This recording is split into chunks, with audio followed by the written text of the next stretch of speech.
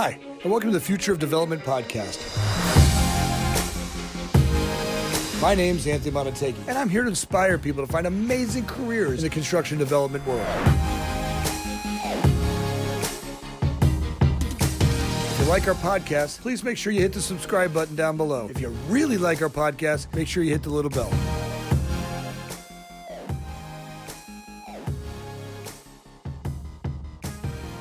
Ashish, welcome to the show. Good evening. I know it's a little later over there in Helsinki. Good evening. Welcome. Good evening, and thank you for having me. You know, as we get to look at your product, the 3D printing world is really revolutionizing the way that we look at structures, right? To be a lot more efficient and start to really look at the ideas behind it. It's one of the leading edges of development in construction world.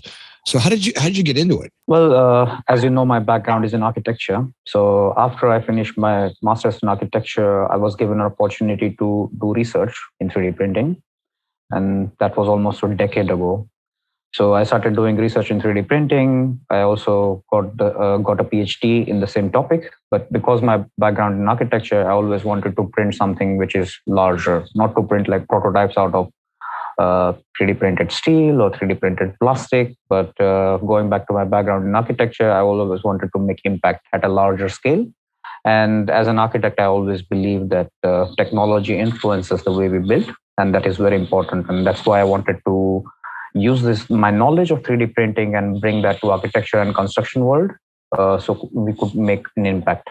You know, that's where they start from, right? You come from one part of the world, and I think that's what's happening right now is that there's so many new minds that are coming to the construction world and looking at things differently, right? Today, it doesn't have to be what my grandfather did. Back then, they carried heavy things over, they banged on them, and that was construction. Today, we're thinking about means and methods a lot differently. We're looking at material sciences much differently. You know, these are really starting to bring us to places that we could not even have imagined back when my grandfather was doing this. Yeah, that's true. Both in case of like how architecture is produced. So before that, we used to make drawings, right? We used to make drawings by hand on a drafting table, and then those drawings used to go on site, and then somebody used to look at those drawings and build structures based on the drawings. Now we do also drawings digitally in a BIM program or an AutoCAD. And because of 3D printing, we also have an opportunity to build digitally, right? Using the digital fabrication techniques. So we use the digital knowledge to design, but we also can use digital knowledge to build. So that is what is interesting, and that is what is changing. So digital knowledge, digital making was already there of drawings, but digital making of structures is new. You know, as an architect, many times you were constrained by a kit of parts that you knew, right? So if I knew metal studs and drywall and this kit of parts and conduit and piping, and if you were in Europe, you had a different type of construction. They were bricks and blocks and a different methodology of doing it. And both had their benefits and both had their drawbacks. But today we can see technologies from around the world, and with the way that shipping and moving and the way the world is operating, either A, we can mimic stuff that's from, we find a technology or use somewhere else in the world and bring it to our construction projects, or we can transport them over. But the toolbox is starting to get much larger, right? We can start to pull, ideas and methodologies from across the world. And I think that's what's really going to be fun, right? As we start to really push, where an architect can really be an architect and coming up with some very creative designs like never before by pulling from an endless box of tools to use, right? And I think that in itself makes the business a lot more inspiring, and it has architects really do what they've always wanted to do, right? They've always wanted to be able to create these, beautiful designs, but oftentimes with this small kit of parts, they kind of look very similar to the other ones, right? Because of the materials and methods. Yeah, that's a great point. This is I would not say as a limitation per se, but as you said that there was a specific type of kit of parts were available, right? There is a specific type of I-beam, specific sizes of windows, specific sizes of tiles which are available in the market, and then that dictates the way you design, right? So like the spans are dictated by the type of I-beams or the sizes of I-beams which you have. The openings are dictated by the sizes of the doors and windows you have, or even the size of the toilet is dictated by the size of the tiles, right? With nowadays digital technologies, or as you said, that the availability of this kind of new kits around the world, what this allows you to do is that you can think a little bit freely beyond those kit of parts, beyond those what that kit of part brings. So the imagination can actually flow better, so to speak. So you're not limited by the kit of parts which are available. So, some of the things I saw with you guys that's really unique, as you look at 3D printing, right? I was looking on your website and checking out, a light base, a light pole base, I think you're building, or a sign base. And, what was neat is in the design itself, a pole base now has a design. Right now, all of a sudden, not only is it more efficient, right? It's got a stronger profile. It's got all kinds of neat components to it. It uses less materials, which ultimately is less weight. It's you have the ability to design this ahead of time and bring them out pre-manufactured. It's got all kinds of neat stuff there, and all the material sciences that you guys are coming up with. I think those are all phenomenal spaces, but it also looks pretty, right? I'm looking at a sign base that's actually not just this concrete, tube. Now it's got a kind of a neat design to it. It's kind of, I think that's another spot to look at in the structural components that we need to make it functional. There's some beauty in that. Yeah. Like my co-founder Henry, who's a structural engineer who actually designed that foundation for substation, would agree. Because load paths, when you design any kind of structure, the load paths flow in a certain direction, right? And then because of limitations of methodology which we had before, so in that case, concrete is always used as dead weight. So you just like make a box, you pour a bunch of concrete, you use most of the structure in the concrete is used as weight, as dead load, and it's a very expensive weight, so to speak, in terms of carbon. But what 3D printing allows you to do is design the structure based on the load path. So you can like really, really optimize the structure. So this foundation case, which you talked about again, 75% less material. So like you also need to excavate less soil. You can also put the soil which you excavated before back. And that also acts as a structure to hold that foundation down. And it performs structurally 3 times better than the cube, which uses 4 times more material. So there is like a win-win situation here. And the material science point of view also, where we used a lot of supplementary cementitious materials to replace the cement which was used. So the carbon footprint of that foundation is multiple times less than the carbon footprint of a typical foundation. There is the inspiration, right? I've lowered the carbon footprint. I've reused existing materials. I'm not going and digging a hole, taking all that material out, carting it someplace else. And I've got a much more structurally sound product. But let's talk a little bit about where you are in the development of it. So stage of the development right now is we have developed the material, we have developed the design, and we have actually printed that design and tested that design. So then when you talked about now the scale, right? So if you want to make hundreds of them or thousands of them, like what does it cost? So right now, when you make one, of course, it costs more than compared to like if you just make one cube of cast. But at a certain number, let's say in this case of foundation, at a certain number, it starts to become profitable. And at a certain number, it starts to make business sense in terms of like this will be cheaper and faster than the traditional method. So this is where we are. So right now we are at a stage where we want to scale up and prove that at scale, this works. As a business, at scale, it works. It's cheaper and it's faster.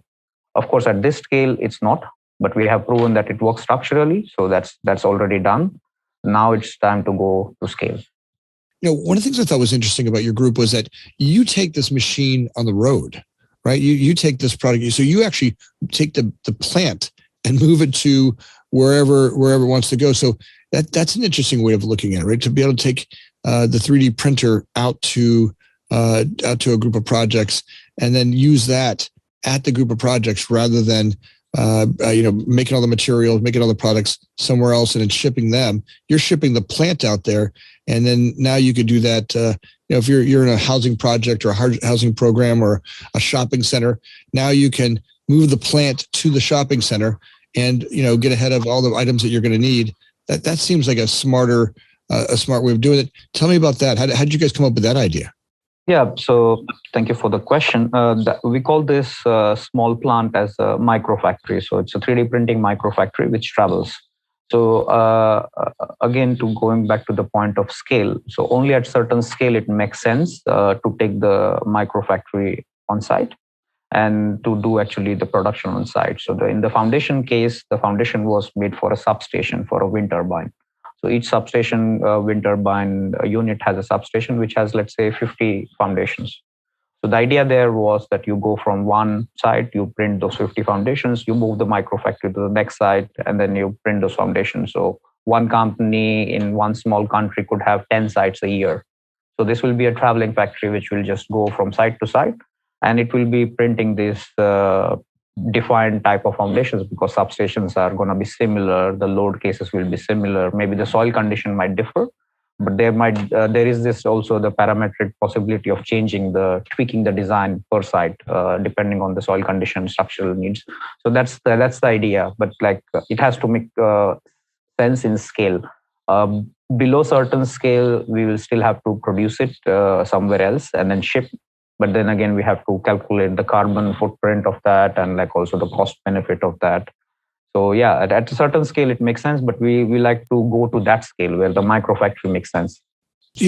Making sense or not making sense, that will continuously evolve, right? As an entrepreneur, I have said 1,000 times that most of the businesses that I've created, you're building a plane while it's flying.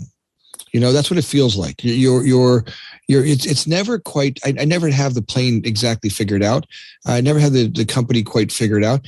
So as we talk about it, as we evolve it, the formula that I use for everything that I do is it's always about expand and then organize, right? So you expand an idea and then you organize it. But right between the two of those conversations is confusing as hell, right? There's a lot of stuff that goes on as an entrepreneur. How am I going to pay my bills? What about my rent? What about the electric bill? What about, you got day-to-day stuff. My kids want to go to college. I got bills to pay and I've got this great idea, right? And as I expand on the great idea, the world comes up against you, right? The world's coming up and you're like, all right, I've got to figure out how to raise money. So you've got an idea. You engage your partner with the structural components of it. At the same time, you're out there raising money and raising funds to make the company grow. And at the same time, you're growing the company. Talk a little bit about that. What's been your experience as you go through the development of not just the 3D printing, but the company? There are so many hats you have to wear as an entrepreneur, right? You have to also think about the design of the website, from the design of the website to who's going to clean the floor, right?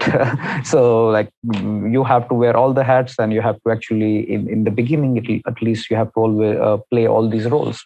And what to do first? So this is something which we learned as a team is to prioritize, right? So what is the priority? Priority number one, priority number two, and then you go and do those tasks based on the priority and what is more important for the company at this point in time. And at the same time, we have to create this kind of company culture, which we are still developing, which we are all of us who are in the company are new to this kind of a startup environment. So we're trying to build up this company culture. And then as the team grows, it's very important to have that company culture and to transfer that company culture.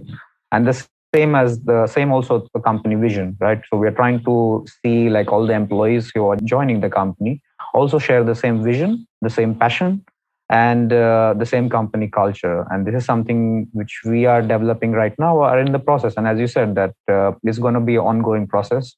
It's going to evolve over time. We are going to make mistakes. We are going to learn from those mistakes, but we are learning. But in a startup environment, you have to learn fast and have to fail fast and get up fast and go back and do that thing, repeat it fast. So this is what we are doing at this point. And we're expanding. So right now we have a team of 9. Within next year, this team might expand threefold. because we are getting a lot of projects. This morning I was meeting with the VP of operations for one of the companies I have, and it was scheduled for a one-on-one right before this meeting. And, he said to me, he goes, look, I'd meet with you today, but the problem I'm having is the phone lines at our company aren't working. I'm going to go work on the phone lines. Now, that's exactly what happened. You get a VP of a company who the most important thing he has to do today is making sure the phones are ringing. Right. I mean, you're and that's exactly what happens. You're flying, you're working. And then they walked in this morning, something happened with one of the phone systems and they're not ringing. So that means the estimating team's not getting their calls. It means the accounting department's not getting their calls. And without that, it kind of puts people dead in the water, and now all of a sudden you've got a VP. So who's got to switch on the fly, right? You got to be flexible. You got to be willing to know what's the priority.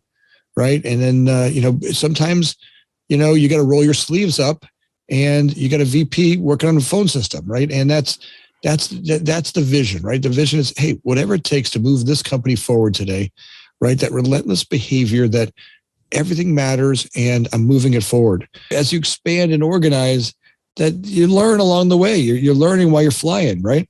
Yeah, that is true. And what is also important is delegate and ask for help.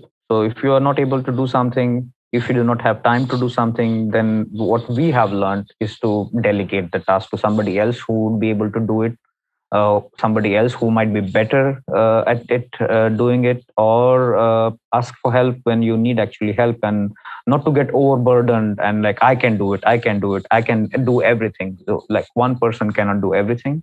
So you have to learn how to delegate and ask help and ask consultants. If you are new to the topic, you need to get help from outside. So this is also very important to know, and to understand in the startup culture, that we try to do everything, and in many times this is gonna this ends up into people burning out. So as you're developing the company and you've got how long have you guys been around? So we have been around now almost 1.5 years. Nice. 1.5 years. Yes. Nice. And, so that's a neat spot to be in. And the partners that you've got that are that putting this together with you guys, it sounds like one of your founders is a engineer. Yeah. So I'm an architect. One of our co-founder, Henry, is a structural engineer. So he comes from the structural engineering background. I come from architecture background. Then we have a co-founder who is a mechanical engineer. And then there is another co-founder who is from the side of business. So that means we cover almost every aspect of it. And then as we know now that we need more people with different expertise, like a material scientist. So this is going to be our next hire, for example. Right now, I'm wearing the hat of material scientist, but this is not my expertise or specialty. So we would rather get a material scientist who's an expert in the field. So do you think that starting your business in the middle of a pandemic, was it a blessing for you? Give you guys a chance to slow down and really kind of look at the business? To be honest, the pandemic had almost no impact on our business. Oh, neat. So we were not affected by the pandemic at all. We thought because of pandemic, the construction business will slow down. But in the beginning, we were only doing all the testing. We were doing pilot projects, and those were still going on. Also, Finland was not that affected by pandemic. There was, I think, very few months, everything was completely shut down, but we didn't have any kind of curfews or nothing was the shops were always open. So that's how we at least as our business didn't get affected by the pandemic. Also, the growth didn't get affected by the pandemic. So now you started really getting into all the testing of it, right? And you're growing all the testing, figuring all the parts and pieces out. What's some of the neatest things you've seen since stuff you didn't expect when you started it? Now, what are you seeing that you did not see then? Well, one thing was very interesting, and this is something also I was very surprised. Was the material science. So we didn't have any material science background. I didn't know anything about concrete before getting into it. I'm an architect. I have designed buildings which are built out of concrete, but as a material, I had no idea. And then I had to learn everything from scratch, what concrete is, what is the chemistry, what ingredients are. And we were able to make a recipe which was 3D printable and which is performing structurally at it was supposed to perform. So that was one thing which was I was surprised at that. And then the second thing which we were surprised, which is specifically about 3D printing, is that in 3D printing, as you know, that you print layer by layer, right? So the first question which always a client asks is that is it going to be stronger or could have the same strength as the concrete it was casted? So what we did also in the company is that we didn't have money to buy a compression testing machine. So we built our own compression testing machine, and we casted cubes. We tested the cubes. We also 3D printed a big slab and we water jet cut cubes out of it. And what we realized is that the 3D printed cubes had more compressive strength than the casted cubes.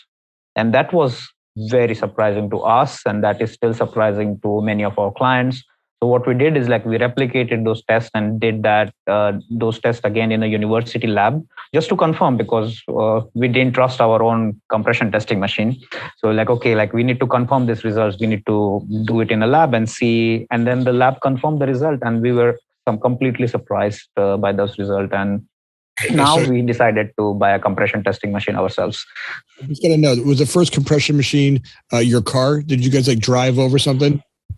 No, it was a hydraulic jack based compression testing machine where you have to like hydraulically push it one stroke at a time.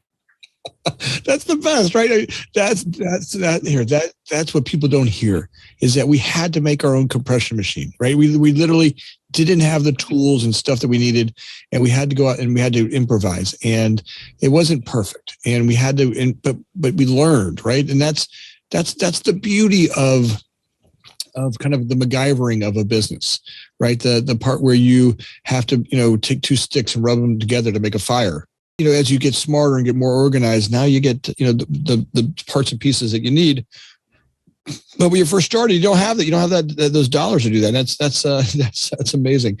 So let's talk a little bit about the printer itself. I want to kind of break that down so the audience can really understand how a 3D printer works.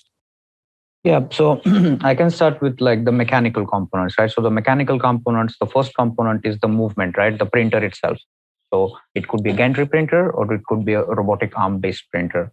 So we have chosen in the beginning the robotic arm printer. So that's the mechanical part of it. So that's what takes care of the movement. Then the second one is the pumping of the material. So then you need to have a mixer which mixes the dry mixed material together with water. And then it pumps the material to the robotic arm, which is moving and creating those shapes. So that's the second component, the mechanical component. The third component is the nozzle or the extruder, which actually regulates the flow of the material at the nozzle and how the material gets deposited. So those are the mechanical components of the system. Then there is a material component where you have to design the material so it hardens very fast. So in 2 minutes, the material has to harden. Otherwise, you couldn't put like layer on top of each other. So the setting time is the setting window of the material is very short. So that's another component of the system. And the third one is the software. So the software which converts your load paths or which converts your 3D geometry into the movement of the mechanical system. So that's something which we are also working on. So you put a 3D geometry and it converts into a 3D printable geometry and then it prints that out. So those are all components together creates this kind of a micro factory, which then can be transported from one side to another side. That's amazing, right? So as you start to look at the develop of each one of these components, right? As you look at the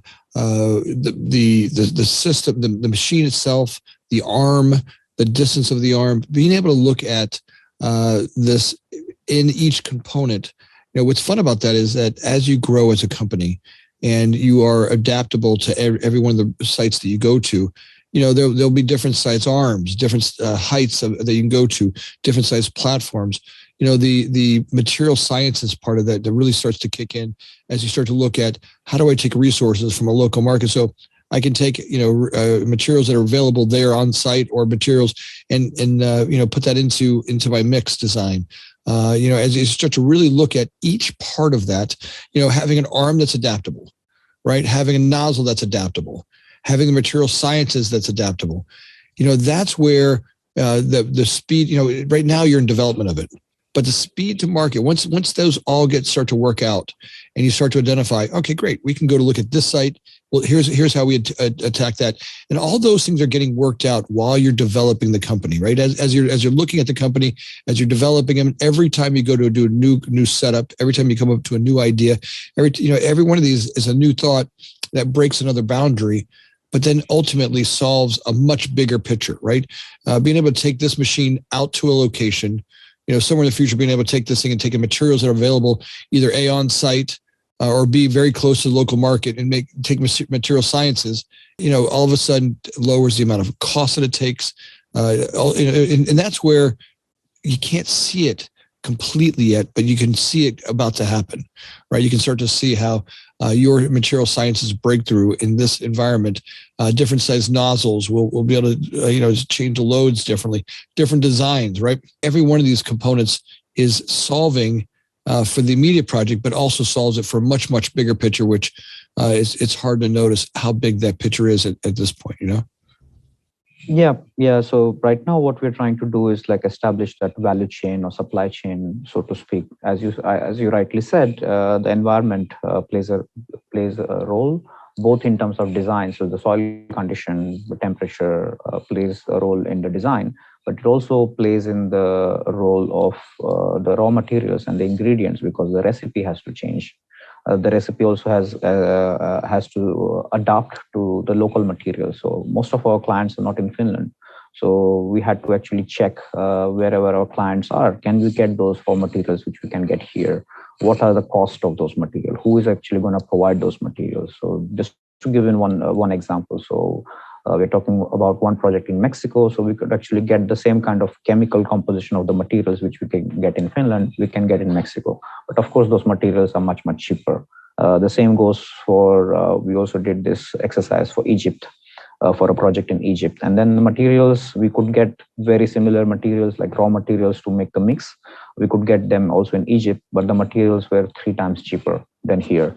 So like that type of supply chain, value chain, now we are trying to establish wherever we are getting inquiries from the client. So we're trying to establish this value chain to see from the business point of view, does it make sense to use the 3D printing technology in that particular environment or in that particular country? You keep breaking through these different components. You got noticed as the startup of the year for 2021. I thought for the N1 EU startup of the year, that's a pretty awesome award. Yeah. The award also was given on the basis of the sustainability goal. So we were the startup which was achieving the highest sustainability goal within Europe. So this competition started as at a country level. Then from the country level, we went to the EU level. And then there was a final. So there was like many rounds which we had to go through in order to reach the final. And I was very surprised that we won that time. But it was a good surprise. That's awesome, right? Just to get noticed, right? Every time you get noticed for an achievement, sometimes people don't realize how solitary it feels to be an entrepreneur. Right? Sometimes you don't get noticed and you're working your ass off. What I know about entrepreneurs, what I know about them is they work their asses off. They're continuously moving and trying to move their products forward, or their ideas forward, trying to create the idea. And to take a minute and have someone appreciate the work you're doing from a sustainability point of view, really starts to look at it. It's got to feel good, right? You got to be able to go home back to your family and go, look, hey, look what I got. I got this one. So every once in a while, getting those are pretty awesome. I saw that you guys are working with Catapult. Yes. Nice. So Catapult is one of our investors, Catapult Climate. And with investors, are they bringing other support to you in developing your company? Yeah, so Catapult Climate had the accelerator program. So it's an accelerator program where they provide support in the growth of the company, in the hiring strategy, the business plan. So they help you all along the way. Plus, there is also financial incentive. So they put in certain amount of money so we could actually support ourselves.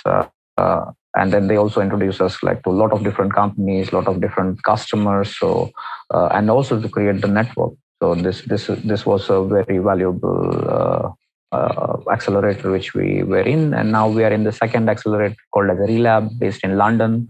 So through them also we are meeting a lot of customers, like a lot of potential customers, and also trying to establish the network within the UK. That's an awesome spot to be in. We can't do it alone. It's a little hard to move forward. You need those accelerators that can bring and inspire some relationships. Sometimes things you can't see. Oftentimes I say when you're stuck, when you're stuck in a business world, you got to get out and you got to see something different, right? So, what I know about entrepreneurs are, sometimes we're heads down and we're running, and we get to a stuck point, and we need to get our heads up and get the creative juices flowing again, right? Get the relationships going. Have some other, get with Catapult. Now all of a sudden they inspire you with some relationships. Now all of a sudden they've got some customers or relationships. You can get to another customer goes, hey, can you make these bases for me? Or hey, can you make this design for me? And you're like, find relationships that pull you forward, right? The places where someone asks you to do something you're probably not even qualified to do, but you're like, at the entrepreneur in you is like, I'm going to go figure that out. And it pulls you into it. So it's a great spot to be in. Really, really kudos to you and your team and what you're up to. It's inspiring. You're breaking through some amazing stuff in the 3D printing world. As you continue to break through these spots, please, I ask you to come in and show off your wares. Continue as you have a new breakthrough. Please come back to the show. Let us show the world what you're doing. You are up to some amazing stuff, and you and your entire team is doing great things. So, Rush, I hope that I continue to shine a light on what the entire team is doing. Yes, thank you for your time, and thank you for having me and to have this kind of like open conversation. And we'd love to come back. Thanks again. I'm grateful. All right. If people want to get a hold of you, where do they get a hold of you? If they want to come join your team, or they want to come and invest in you, if they want to bring you on board, or where can they get a hold of you? Well, they can get a hold of us through all the social media platforms which we are on. We are very active, and also through our website. There is also get in touch form on the website, so you could just contact through the website. Thank you very much for all of your time, and we will make sure that they get to your website, and I am grateful again. Thanks. Thank you. This podcast is sponsored by CDO Group, the industry leader providing a full range of construction and project management services. CDO Group has managed thousands of projects in all 50 states. Their group of experts provides systems, processes, and procedures to make sure that your projects turn over on time and on budget every single time. With over 24 years of experience, CDO Group is the industry's leader in construction management and general contracting services. To find them, go to cdogroup.com. Thanks for joining us. My name is Anthony Amunategui, always looking for people to bring insight into the industry, finding ways to inspire people to have amazing careers in the development world. If you liked our podcast, make sure you hit the subscribe button down below. If you really liked our podcast, make sure you hit the little bell. Thanks again for listening. Please share it with your friends.